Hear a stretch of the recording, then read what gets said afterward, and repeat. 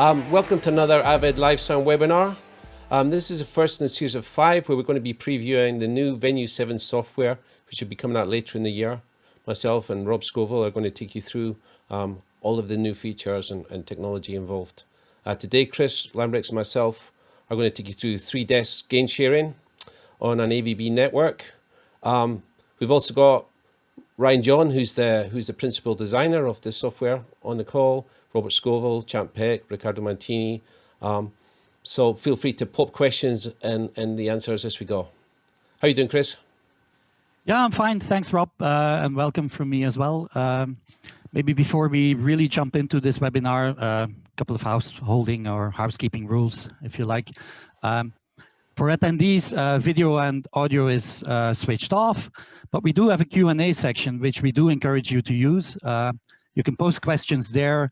Robert Scoville, Chanpak, and actually Ryan, Ricardo, and Dirk. There's a team of people there who are going to try to answer them and also tee them up for us by the end of the webinar. So I'll hand it over back to Rob, who is going to start this webinar off. Yeah, so as you probably know, we're Avid. We've been working on the S6Ls for several years now, and we have a platform. We call it the S6L platform. Chris is going to share a slide right now and show you how that looks. So currently we have 5 consoles on the platform. We have 3 engines and 4 I/O devices. Now the beautiful thing about being on this platform is all of these devices can talk to each other, and by that we mean that you start on a project. You can choose the surface that you need, the engine that you need, and whatever I/O devices you need, and they all talk to each other, right? And one of the beautiful things about it being a platform is when we develop something like Venue 7, this, as soon as this is available, it's available for every single part of the platform. Every single desk, every single engine, every single I/O device is updated to 7. They all work together. All of the cool stuff that we're going to show you is available for all of the desks, not just the more expensive desks in the range, okay? So let's move on. When we first started this range of consoles, we'd have to have them like kind of single systems, and this is a kind of maxed out single system. You can see here, it's a surface, it's an engine. We have some extra I/O. It's called a local 16, which is on the what we call the console ring, yeah. And that's very separate from the I/O ring. And today we're going to be spending a lot of time talking about the I/O ring. And just to be clear, it's separate from the console and the engine and the Pro Tools, the way those all work together. And this is the kind of the basic setup. This is a ring topology. You can see that we have 3 stage boxes connected in a ring to a second AVB card. And throughout this, we're going to be talking about AVB. It's the audio over IP networking that we use. Chris, why don't you take away for the next thing? You know, yes, as I said, ring topology. Maybe explain a little bit about network topology and what we're talking about when I say a ring. Yeah, absolutely. So we're basically going to talk about 2 topologies here today: a ring topology and a star topology. But just to be clear on what a topology is, or a network topology, basically a topology defines how the different devices or how the different components which have to communicate on a network talk to each other, right? So if you look at a ring topology, basically a ring topology is exactly how the word describes it. You have a number of devices, they all hook up together, and they sort of form a ring, right? And if we go back to that slide that we were showing earlier and specifically look at the stage ring, all our devices, whether it's a console or an engine or a stage I/O device, the network cards in there have 2 ports, right? An A and a B port. Now that's very important to keep in mind. In a ring topology, we just follow standard procedure by going, an A port connects to a B port. So you go A to B on a stage box, and then A to B on the next one, A to B, until you close the ring back to the engine, right?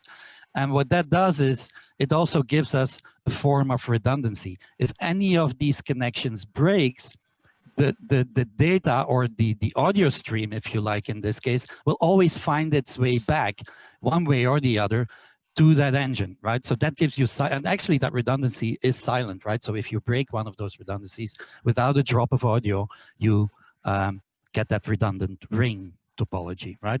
Now, what's also possible on a ring is I/O sharing. And what I/O sharing really means is you take two systems. So we have two engines here. We're looking at, call it engine A and engine B. Each engine has its own console and local I/O, and each engine can also, each system also has its local Pro Tools system there for virtual sound check, et cetera, et cetera.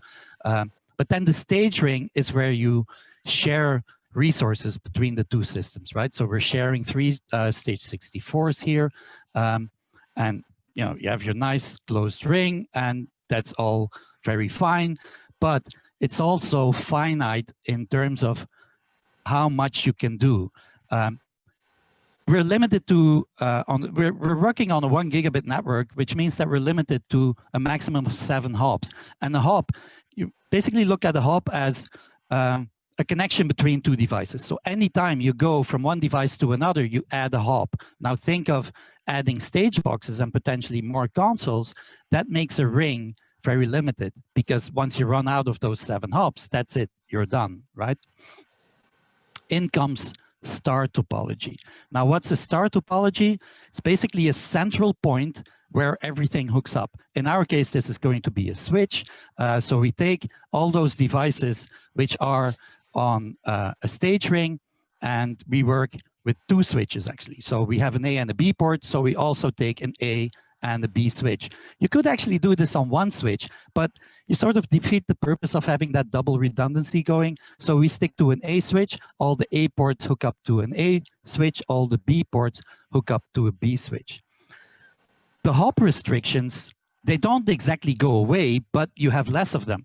Anytime you go from an engine to a switch, that's 1 hop, and then another hop to go to the stage I/O devices, right? So it will allow us to do way more complex systems that we would be able to do on a ring topology. And if you then look at what we previously supported as well, which is just 2 systems I/O sharing, there's a graphical display of how that looks. So 2 independent systems, local ring, console connects to the engine. The stage ring, all the A ports go to the A switch, and all the B ports go to the B switch, right? Next step here, and this is not possible on a stage ring because of that hop restriction. Next step here is the following slide, which is 3 systems I/O sharing. And that's actually what this webinar is all about. And we actually show this later on with 3 physical systems, if you like, how that works. But basically the same thing. All the A ports of all 3 systems, in this case, the 3 engines, connect to an A switch. All the B ports connect to the B switch. Stage I/O, no change there. But it does allow us to now suddenly change all of this, all these input sources or resources, if you like, between 3 systems. And that's a big next step, right? So Rob will now take you through what this gain sharing is all about. So back over to you, Rob. Yeah, so gain sharing. Of course, what we're seeing now is we're seeing 3 desks addressing the same preamp. There's only a single preamp. So how does that work in the real world? How does that work when an engineer walks up to the desk? How does he or she work in this environment? So we just thrown up a little picture here. So we're just going to talk about, to begin with, just 2 desk gain sharing. And we're going to talk about the general concepts of true gain. It's a technology we've had for a few years now. We started it with S6L, and it works very seamlessly, works very smoothly. Personally, I've done a few tours with it now and without any issue. And this is the way to think of it. There's only one preamp, right? There's an analog preamp. So that means that we have to have a master and a slave, right? Maybe unfortunate terminology, primary and secondary consoles, but actually throughout our design description, we use master and slave. So the master has control of the actual preamp, yeah, with gain and the pad, and the slave has a virtual preamp, right? Has a gain and a pad, which is virtual. So the first example we're looking at, the master sets the gain to 40 dB for a microphone. And the slave, for whatever reason, chooses a slightly different level and chooses 38.2, right? Underneath the hood, the system itself has given a digital trim, and it's trimmed it down by 1.8 decibels, right? So what will happen then if the slave changes that gain? right? So what happens in the next thing is that the slave actually decides, actually, I need to just turn the gain up a little bit, and it turns the gain up, and it just responds as if you turn up a preamp, right? It just gets louder, your level comes up, and actually what's happened now, because it's gone to 41.3, it's gone above the master gain, it's actually just trimmed it up. It's given it a little boost of 1.3 decibel with a digital trim. So this is all happening in real time. You can't hear the audio changing in either of the two desks. And I will show you this. What will happen next is the master decides to turn the gain up. So the master's gone up to 42.5 decibels.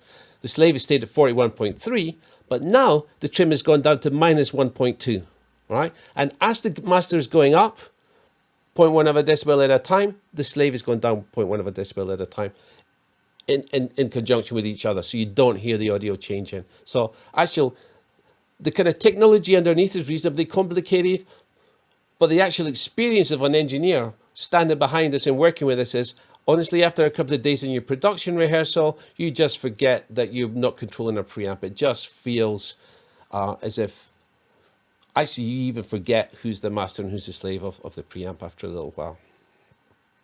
Actually, I remember us demoing this even back in the S3L days, right, Rob? When we had this I/O sharing thing as well, and where we would do this sneaky thing where we would tell the engineers like, "Hey, here's an input source," and you just now make your gain structure, and they would dial in the gain, which is the parameter they were working with, and then afterwards we would tell them like, actually, you did not own this mic pre, and nobody was ever able to tell that they were controlling the mic pre or just trimming off what was said that they had them by the master, right? So you completely forget it's a very natural, intuitive feel to the whole thing. Right, so that's the kind of theory of it. We're going to move on now, and Chris has got 3 desks in his studio in Belgium.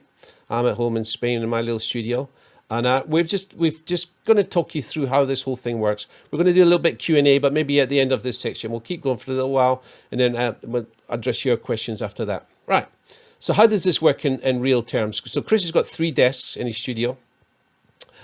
He's remoted into the software of all 3 desks. We've got a 24C, a 16C, and a 48D. Right, so here's the 24C. There's the 16C. You can see the top right-hand corner. Then he's going to go to the 48D. And there's the 48D. Okay, you can see that there's one stage device. We've tried to keep this as simple as possible. So we have one stage 64 that we're going to work with. So Chris, so how do you take control of the stage box? How do you become the master of the stage box? It's very simple. You click on it. You click connect. You choose the slot that you want it to go to. Choose the slot 1, I'd say. And then there you go. You can see it says in master. That means it's the master of the inputs. And it says out claimed. That means it's also controlling all of the outputs. Let's see how that looks on the other desk, Chris. So you go to the GUI of the 16C. You can now see the stage box is automatically connected to the 16C. And it says in slave. It's a slave to the preamps. And out waved, it means it does not have access to the outputs at this point. And then the last one is the 24C, which is exactly the same, right? So what about if we want to change who is the master of that preamp for whatever reason? What we have to do is we go back to the 48D, we disconnect that stage box. So now it's available on the network. Go back to the 24C. Yeah, it's available on the 16C. And then there we are on the 24C. Again, connect it, choose a slot, and now there you go. This is 24C is now the master. So it's that simple. It's really quick. Basically, whoever gets out of bed in the morning, pulls it in first, is the master of the stage box. Right. So let's have a look at how that looks in the GUI in terms on the inputs page, Chris. Let's jump to the inputs page on the 24C. So you can see we've got a little bit audio playing. It's a nice little elbow session we've got. We're not going to play you any audio today. It doesn't really work over the internet. What I'd like to point out is we're going to work on the vocal channel of this session. You can see it says Vox in the top left-hand corner, and underneath it, the patch information is shown in green. That means that you're working as a master of the preamp, okay? So Chris is just going to pull the gain up to some kind of reasonable level. Oh, or no, he's not. He's going to show you. No, he's going to show you the input. Okay. No, yeah, do that. Show the input. Oh, sorry, my fault. Show the input on the other desks to show that. Yeah, sorry, man. You No, can I'm see it's trying to yellow. follow. It's fine. Yeah. It's yellow there. It's yellow on the second desk. So what we're going to do, all three desks are at plus 10, and we're going to just start playing with the gain and show you how that works. There's the third desk, again at plus 10. Right. So 24C, which is the master, let's go there. Let's just gain it up to a reasonable level, Chris. I don't know, 35 dB or something like that. Okay. Whatever looks about right. Oh, that's actually a miracle. I managed Look that at with that. the mouse. It's fantastic. So, We made the math a lot easier, isn't 35. it? Spot on. Thanks, bud. Okay. Right, so there you go. Look at that. There's the 35 dB. This nice little bit of input gain going on in there. So we can see it's just as peaking around about, I don't know, whatever that is, plus 6, plus 9 or something. Let's go to the second desk. And we're still at plus 10. You can see it's metering lower as a slave desk. Even as a slave desk, the metering is showing the current value of the preamp. It's a virtual preamp because it's going to gain it up more or less into that kind of position. 31.7. So what's that? I'll make the difference obvious. So 3.3 downward trim on the digital trim that's hidden underneath. And we're going to explain why we've chosen to work in this manner later on, and why it's important, and why it's going to help you with your show file compatibility, moving between systems and stuff. Okay, come on to the third desk.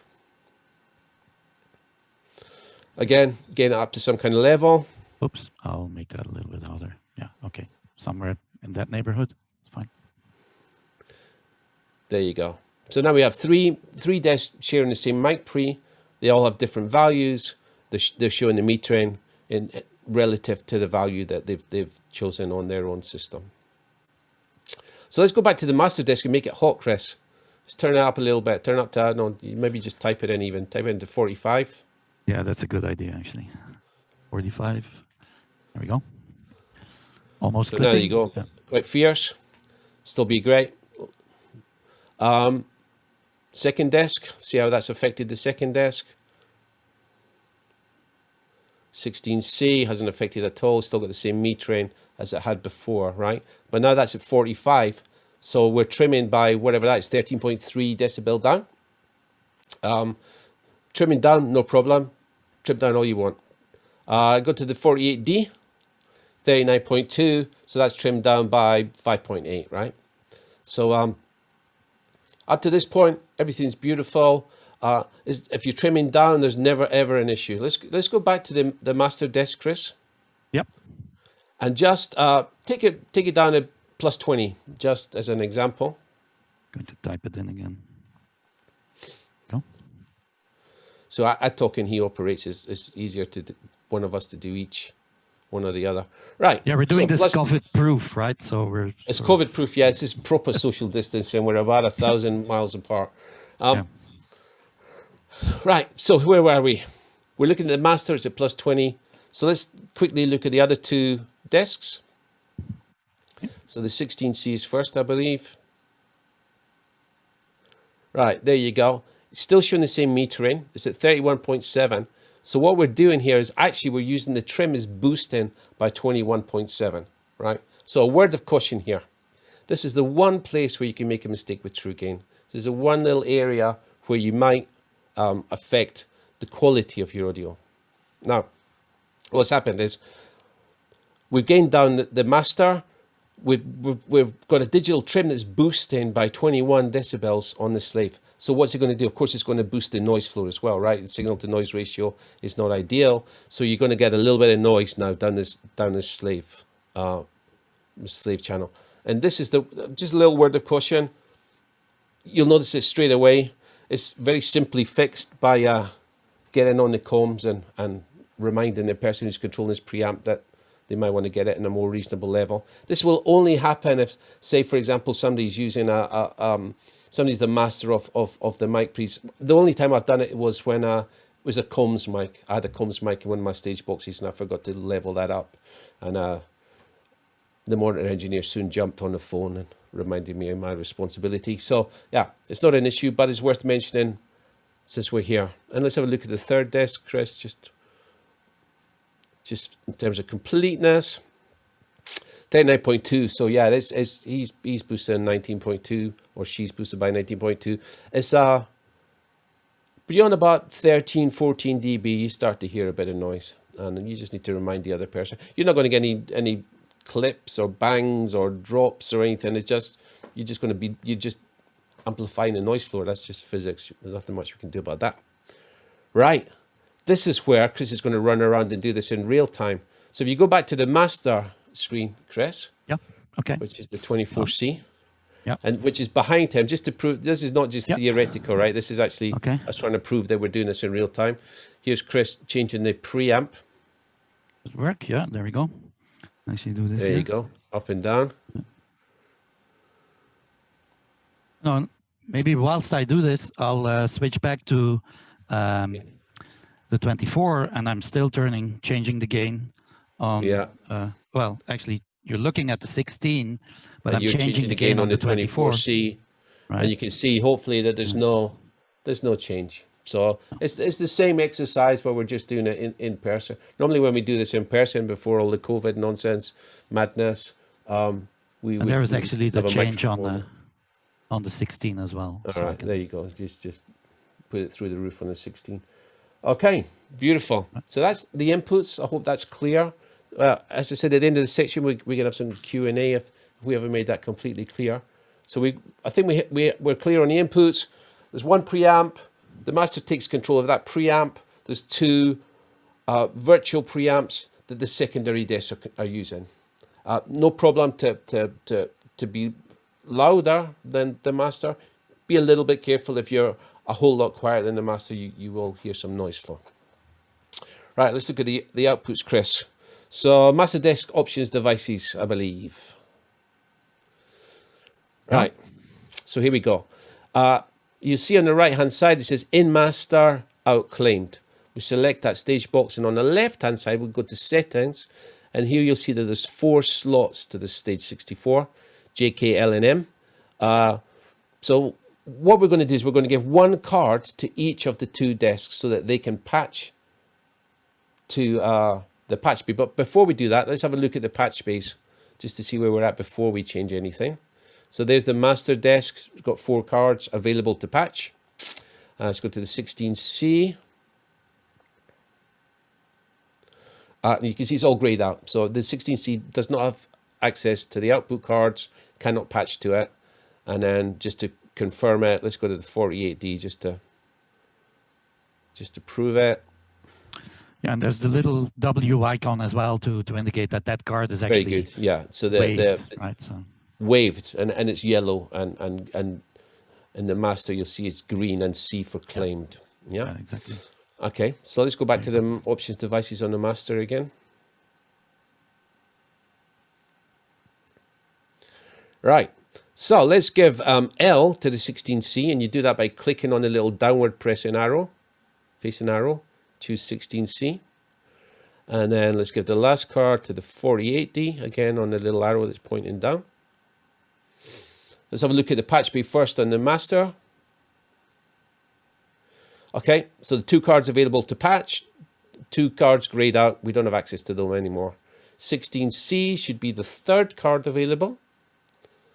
There it is. The first 2 and the last one are not available. And remember we said yellow for waved and green for claimed.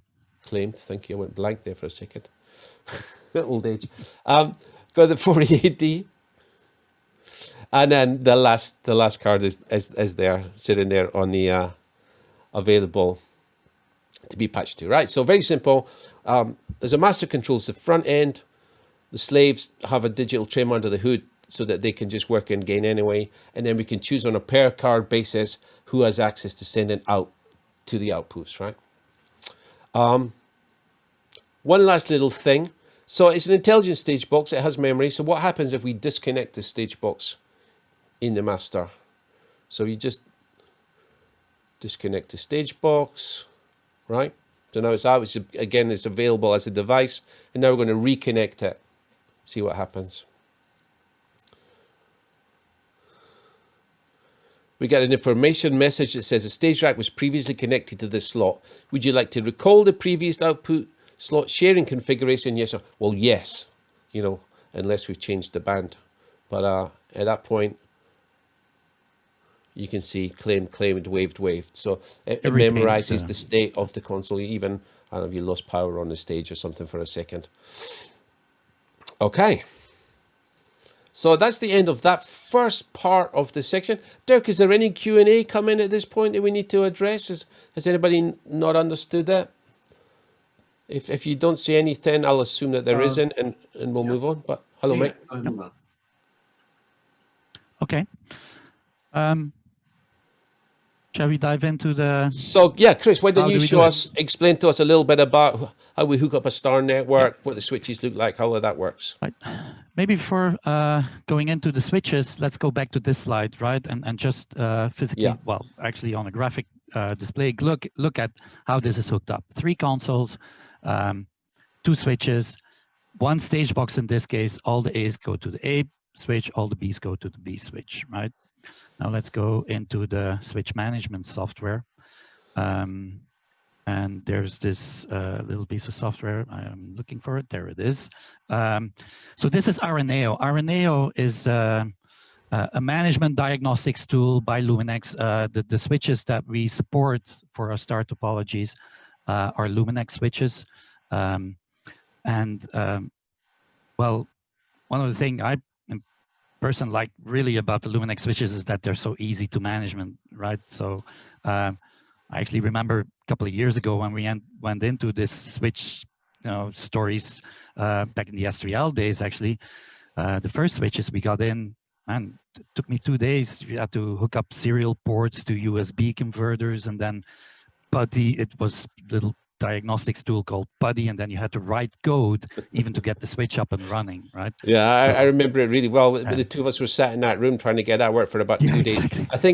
I think I gave up after about the first hour and a half or something and read my book while you try to work it out. But this is so much easier, right?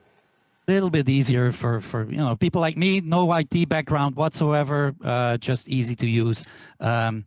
And actually, here's my A switch and here's my B switch, right? So on the left-hand side, I've called it Luminex A, Lum A, and Lum B. You can see the IP address. We'll get into that in a little while. So 192.168.11.100 for the A switch, 12.100 for the B switch. But I can also show the devices that are actually connected. So if I hook up, I've obviously prepared this a little bit. So I've made little groups of where I store devices.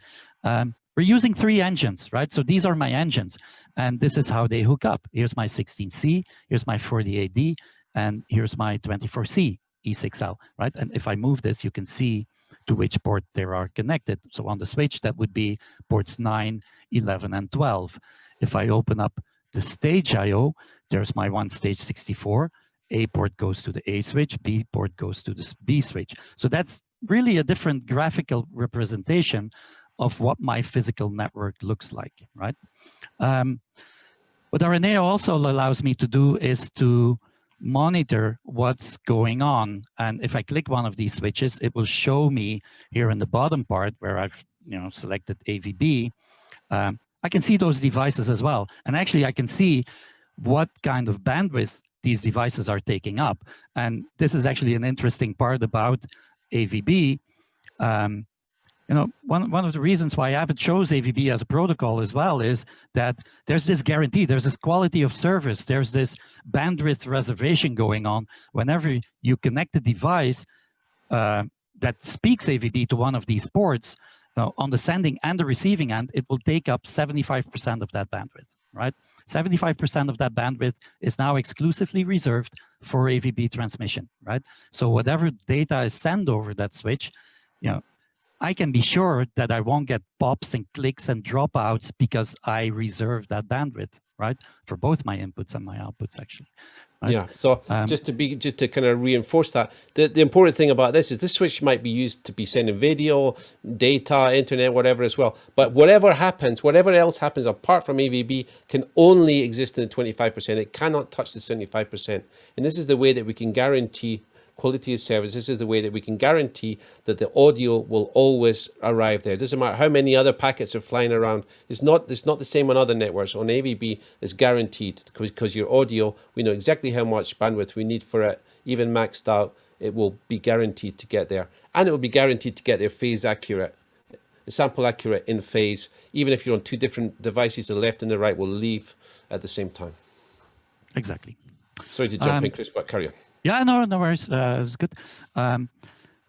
One other thing I can show you, which is really interesting. You know, I have an A and a B switch. I can actually look at my active stream. So obviously we have an active connection and a redundant connection. And if I hover over, you know, I have ins and outs. If I hover over these ins, well, this tells me now that my A stream is actually the active stream. The B stream is the backup, right? On the right-hand side, you see the stage box. These are my inputs. And you know, the inputs are being controlled by these three desks. I'm sharing the inputs to these three desks, right? Same thing for the second input stream. It's a great graphic. It's a great way to explain sharing over a network, right? It's very obvious right there. Sorry, carry on. And then on the output side, remember that we sort of divided those outputs over three systems. Well, here's my first output stream. That's the 24C.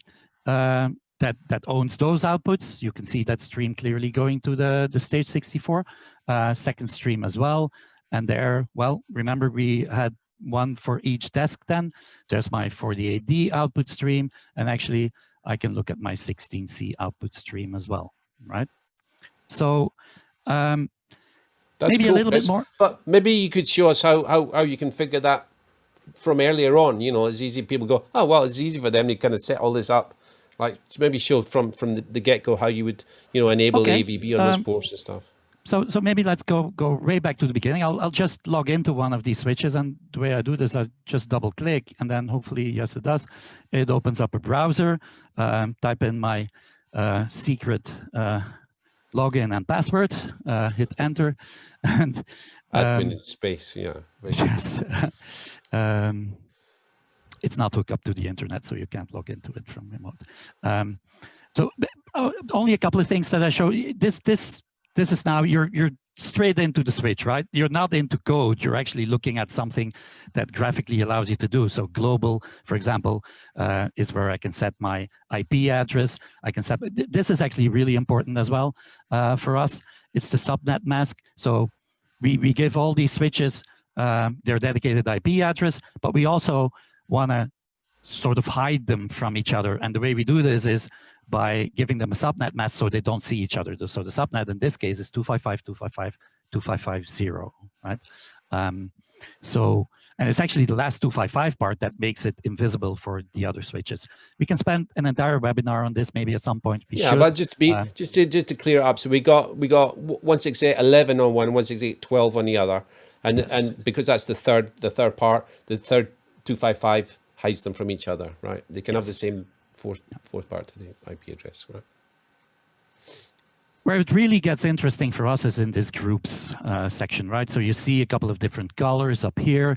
You see these green colors, and actually these green colors, you know, think of groups exactly what it is. It's a number of ports that you assign to a group, and those ports within that group can speak to each other, right? It's an easy way of explaining what a VLAN is. Luminex allows us to work with groups. Now, in IT, you know, jargon or you know, IT speak, you call those VLANs, right? You have this little dial here. There's a bunch of groups that you can select. And I've chosen for the green group, I've named that AVB on. When you first use a switch, you have to declare AVB to a group. So I've chosen for group number 3. In the advanced mode, it's as simple as checking the AVB box, hitting apply, and now that group is AVB capable, right? Only one group on these switches can be AVB capable, also because of the bandwidth. You cannot divide that bandwidth over several groups, but you know, there's where you go. And then maybe I should go back to Araneo. Because AVB claims 75% of the network. You can't have two sets of AVB on the switch. Yeah. From here on, I can actually do this from Araneo. You know, the dial-in part to these separate switches, yeah, that's fine. But you know, most of the stuff you can actually do from here. And as an example, I'll show you how to do that. For example, if we wanted to add a bunch of stage boxes on this network, well, we would have to declare a couple of more ports to be AVB capable. So let's do that in sequence. I can just select the ports. This is my A switch, but I also want my B ports. I can go to my B switch, select those ports as well, and then assign AVB to those ports. And that now makes those ports AVB capable as well. All I need to do is hook up stage boxes to that, and the devices page on my system will show those available devices then as well, right? You got some other stuff on the switch, Chris? I believe you got some other stuff that you can show people what else. So you can put other stuff on the switch. It's going to be really useful in installations and even in concerts to do this. Yeah, actually, and without even assigning this to groups, I have a little box that says ECX connections, and it's exactly that. It's the ECX ports which allow me this remote into this desk, so the external GUIs that I'm VNCing into.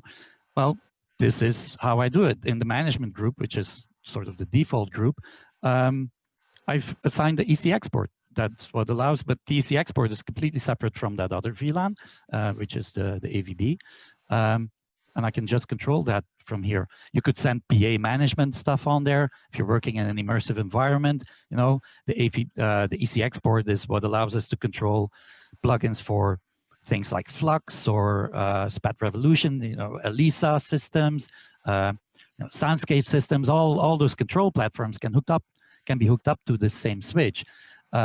Even more so, I can, for example, if I have some Dante streams going on, I can go, look, this switch has a couple of Dante ports on there as well, assign that, and those would now be on my virtual Dante network, right? Or I also have an internet. If I want wired internet, for example, front of house wants internet, well, I can send wired internet to front of house, right? And there you go. So I think that sort of covers the part for the switches, right? Did I miss anything? Very cool. No, I think that's really clear. It's a lovely bit of software. They've really developed this software over the last few months, and it's very nicely designed. I think it's very self-explanatory. So basically, before we get to the Q&A, I think we can round this off by going, why is all of this important? Why even bother with all of this stuff? Shall I stop the share at this point, Rob? Maybe? I think you should stop the share, Chris. Yeah. Okay. Beautiful as that software is. We've got Robert Scoville and Ryan on here as well, and we're going to throw this open soon. But I just wanted to make a couple of points, right? Why true gain? I touched on it earlier. Why not just have, somebody controls the master, somebody else has a digital trim that goes 0 in the middle and -10 one side and +10 on the other. One of the things that we always work hard on in Avid is making sure that your show files are compatible, right? So imagine from back in the day, you got 2 profile show files from 12 years ago. Somebody got divorced in the band, they're back out on tour. Have you got the old show file? Yeah, we have. We're going to use 2 S6Ls gain sharing, right? You can literally drop the profile front of house in to one desk, the profile monitor show into the other desk, connect up the stage boxes, and just work it out. Your gain structure that you had all those years ago will just drop in right in place, whether you're master or the slave in this setup, which is spectacular. Another reason that we work with gain rather than trim is that imagine you're on tour, two bands, 2 desk sharing, maybe even 3 desks, maybe it's front of house, monitors, and a broadcast mix, right? You're on tour, you turn up someplace at a festival, you got to use the house control because it's all wired in, and they've got it set up with an analog split. The master desk, no problem. Of course, you just drop in your show file. It is as it should be. The slave desk drops in the show file, is now controlling a preamp. And you said, do you want to control these preamps? Yes, I do. And the value that you've set in your slave setup is a finite number, right? It's a gross number. It's the mic pre plus or minus the trim.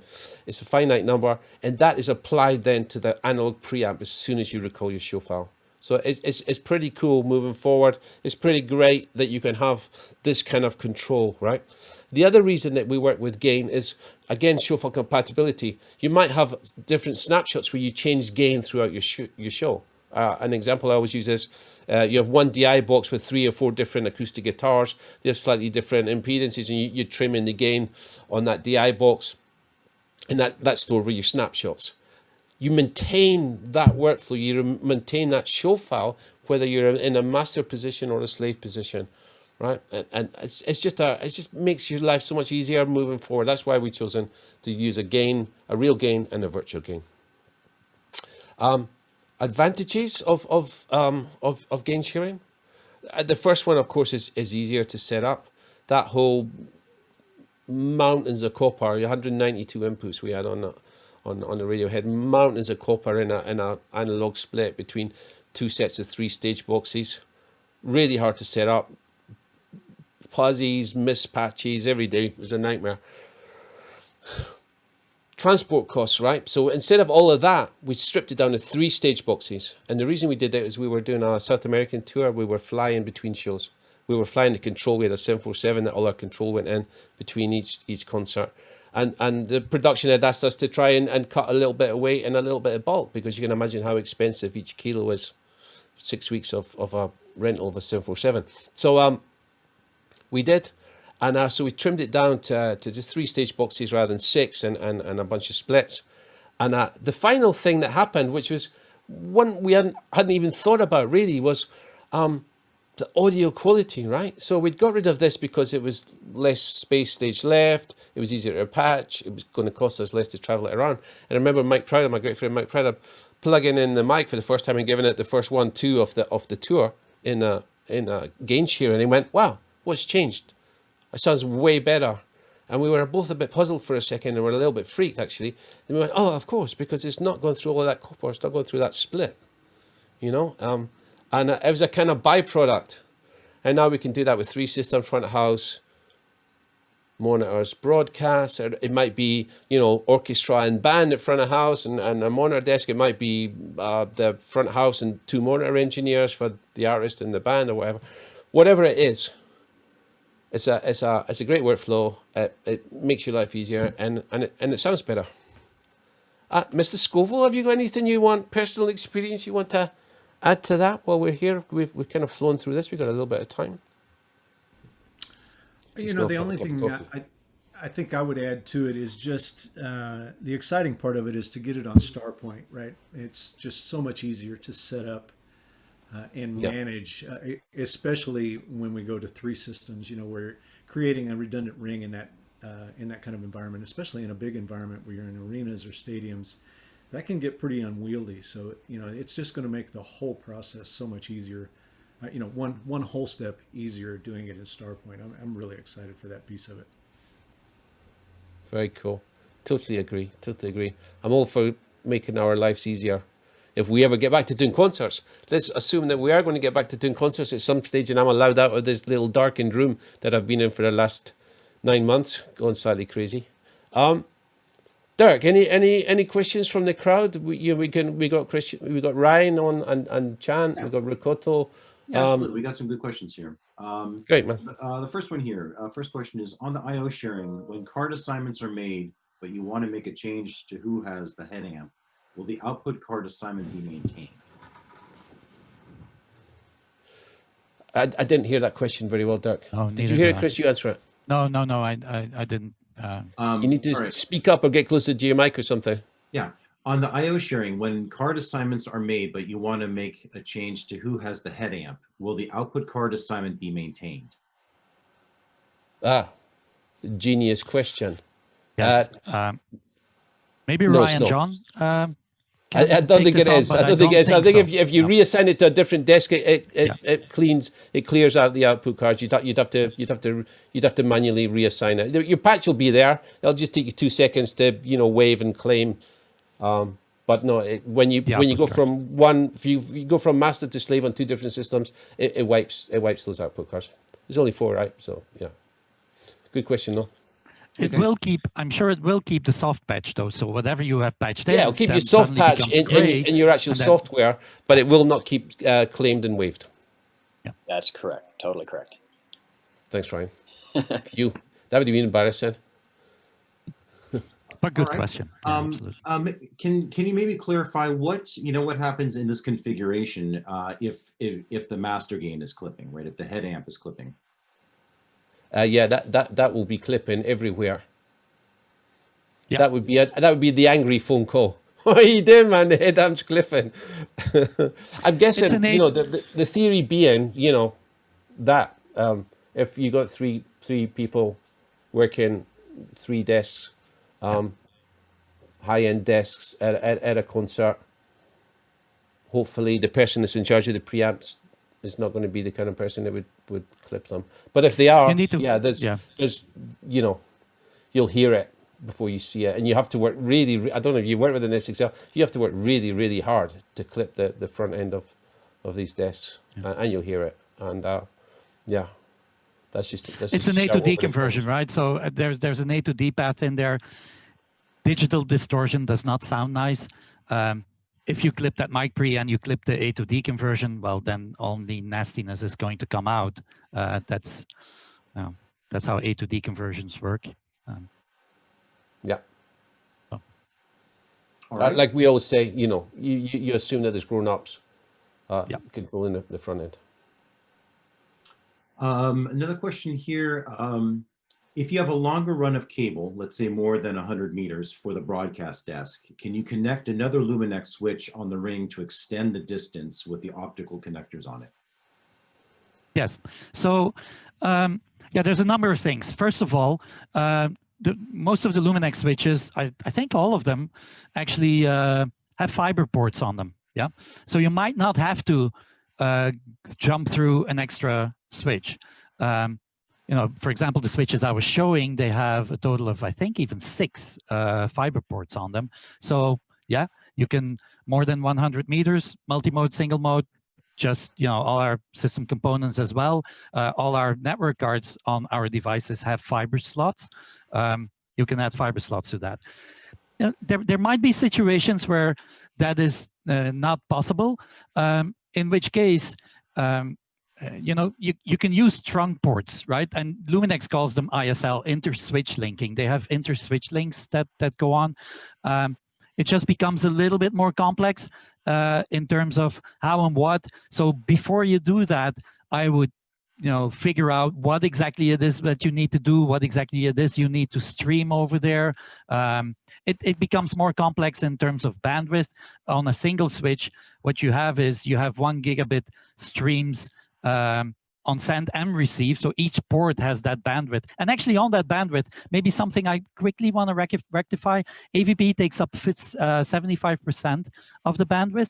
But from that 75%, if only, let's say 25% is in use, that other, you know, whatever is remaining, whatever is not being used by AVB is available for other protocols until AVB claims that, right? AVB will throw whatever is necessary off until it fills that 75%, right? But, you know, if you work with an ISL port, you would have to, you know, link the switch through a single port again, and that single port is a 1 gigabit send and receive. So you have to be a little bit careful there to distribute your bandwidth correctly, or set up 2 ISL ports to a switch, et cetera, et cetera. But it becomes more and more complex. That's more the kind of thing that you would do in an installation where maybe you had an amp room in the bowels of a theater, and you just wanted to go have a switch down in the amp room. So it'd be so you could just extend your A switch down into the amp room, right? That'd be the kind of way to do it. Yeah. I hope that answered the question. So, yeah. Also, hop. Sorry, one last thing about it. When you add a switch, you then add a hop. So you cannot endlessly add switches and then add I/O devices. So you still have that 7 hop limitation on a 1 gigabit network in AVB, right? So 1 gig each way as well, right? Yes. All right, so can you talk a little bit about how the Pro Tools recording fits into this, or if it's, you know, it's like how it's related to the I/O sharing? Very cool. We were going to do a little section on this, and we thought maybe it was going to take up too much time. Chris, do you want to grab this? We've done a lot of hand holding for people over the last couple of years. We've been sharing and recording. So I mean, I can definitely start it off. We now support actually redundant recordings on each desk in a 3-system I/O sharing that is no different. Each system can have, and maybe if you allow me, I'll quickly share this schematics again of the three systems so we can look at this. Stand by. So that should be this one. Hey, Chris, can I interrupt you just for a second? Yes, of course. Yeah. It might be worth noting that we do have a video on the website that I put together sometime back that covers all of this recording situation with a gain shared system as well. So, you know, if you don't want to go too far down in the rabbit hole, maybe we'll direct people there. Robert, do you want to take this with this schematics and explain how that works just briefly here in the webinar? Well, I mean, the main thing to understand with input sharing and gain tracking and recording is that any recorder you attach to any of these systems is going to get its record level from the master preamp setting, right? That's the main thing to understand with it. So the master console is always going to have essentially control of setting the record level. During playback, all of the offset that Rob was talking about, the push-pull that happens between the pre and the trims between master and slaves all takes place so that all of those Pro Tools systems actually play back at the right level. It's the same sort of push-pull that happens there. Yeah, I think that the main point is make sure that the recording that you're using for your virtual sound check is one that you've made in the position that you were in, when you were a slave or a master, right? You know, you can't. That's the caveat with it, right? Yeah. Is that if you are making preamp changes, whether they're manual or snapshotted, you need to be able to track those changes in place if the slave consoles are going to work in virtual sound check at those locations, right? Do you follow me there? Meaning if the slave consoles go to a song where there's been a preamp change, the master console has to be online and go to that position where that preamp change has happened so that the correct push-pull happens for the slaves. Well, absolutely. Right? Otherwise, that happens even if just in a regular Pro Tools recording, right? If you record, you're working on recording, but since then you've changed the gains, then of course it's not going to work for you. So you would have to get back to that trim position. Yeah, that's right. That's the only caveat, really. I mean, short of that, if you're working on static preamp gain at the master, any of those consoles, any of the slave consoles will work flawlessly in virtual sound check, regardless of where they are in the show. Yeah. And you can have redundant recording at all three positions, right? You can from the C and the D port. Yeah. So in this situation, you could have up to 6 recorders recording there. It's pretty spectacular. Great question. No, we nearly were going to do a diagram, but we thought maybe it was too much. And as Robert said, he's made an amazing video, which you can find on the Tinterweb explaining all of that in great detail. Maybe we can post the link here. Is there a place where you can publicly post the link there, Dirk? I think we can probably add it to the chat. I will put that in shortly. Okay, thanks. That'd be great. So kind of a follow-up question to this. Can I play back one Pro Tools system and record on another that will include my live tracks and Pro Tools tracks? I can take this. If you have, so the way this works with virtual sound check, right, is that there's basically a Y split. Once you patch in a mic pre, that will actually then also take up a Pro Tools stream. So that stream automatically goes to Pro Tools. You can have up to a maximum of 128 if you have a supported Mac, which is basically a Mac Pro or one of the latest generations Mac Minis, right? Don't do this on a MacBook Pro. It's not supported, and I would suggest stay away from AVB 128 for this, right? But if you have, for example, 128, or even within 64 streams, if you only have a band that uses, say, 24 inputs, then 24 streams, if you don't patch in the other streams, then 24 streams are in use for virtual sound check. The rest of the Pro Tools patch bay is then available as input streams. So if you manage those streams correctly, yes, you could, right? Is it the most easy, convenient way of doing it? Nah, maybe not, but yes, it's totally possible. And actually I've done it. So there you go. You can actually have separate play in incoming AVB streams and then AVB streams dedicated to virtual sound check or record. You just have to manage it yourself by managing those 64 blocks or the 128 block. I think the question might be about putting it onto the network of the 3 desks. So to get the playback onto the network of the 3 desks, it is going to have to go in through the stage IO ring, right? That is going to have to go to the stage IO ring, or maybe watch the last webinar of this series. That's exactly what I was about to say. Go on, Ryan, No, John, and you can be indiscreet and give it away. You tell I them. was going to say, you know, if you've got Milan cards in your system, you can share inputs between all your systems. So you could have virtual playback coming into one system and then feed it to your other 2 systems on your network. Absolutely. Currently, we can't do it, but we are going to show you on the 5th of these webinars, as Ryan just explained. Part of the big secret of Venue 7.0. Yeah. Surprise.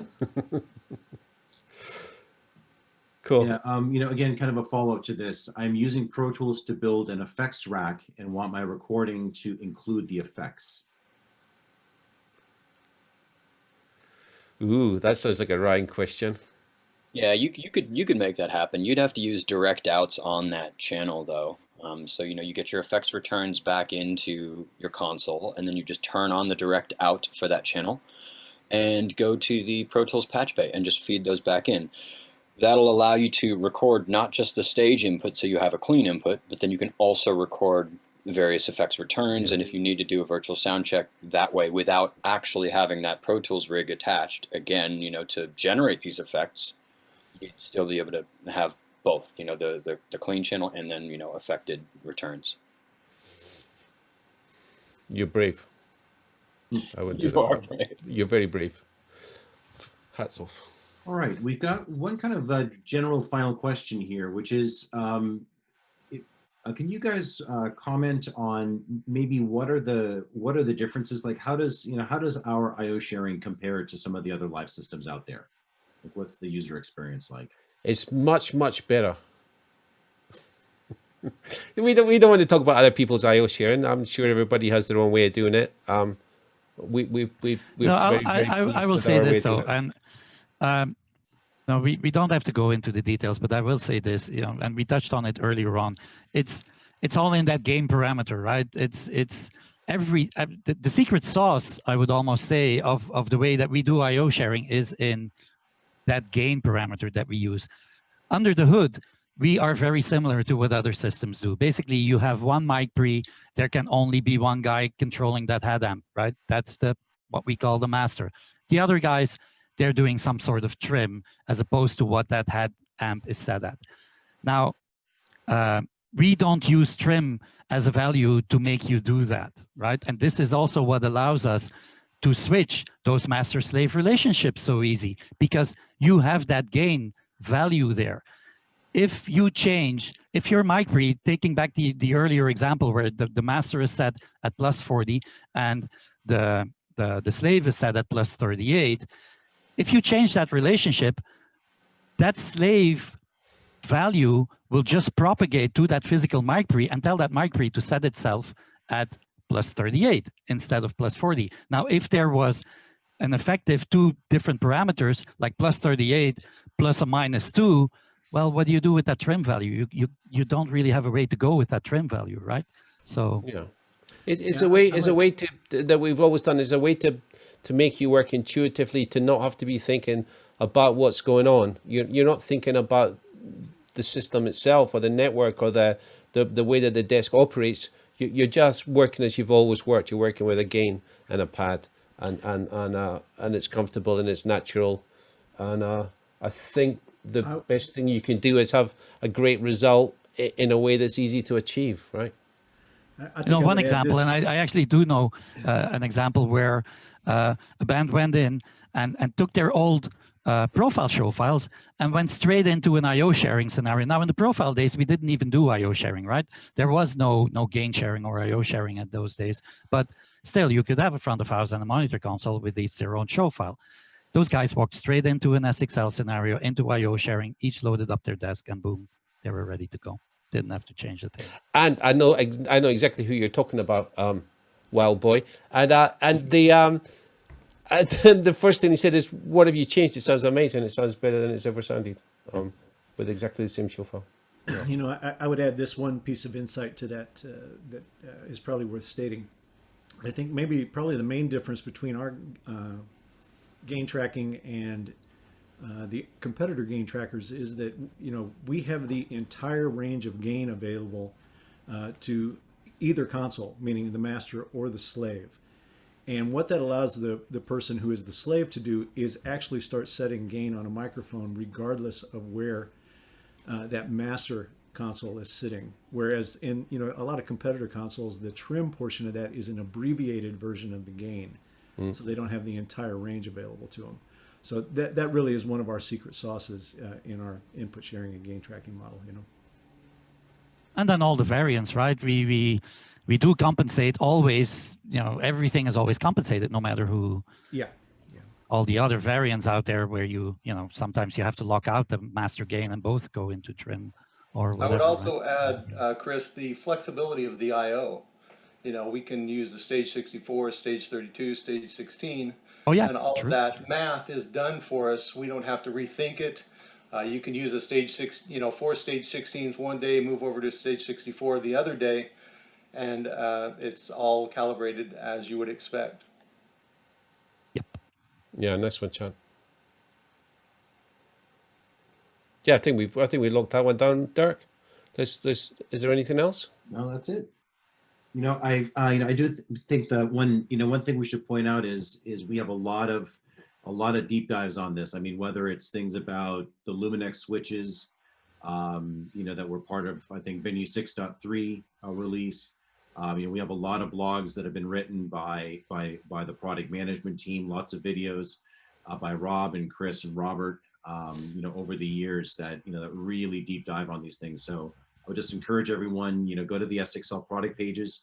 There are a bunch of tutorials at the bottom of the Learn and Support, which I just put in the chat.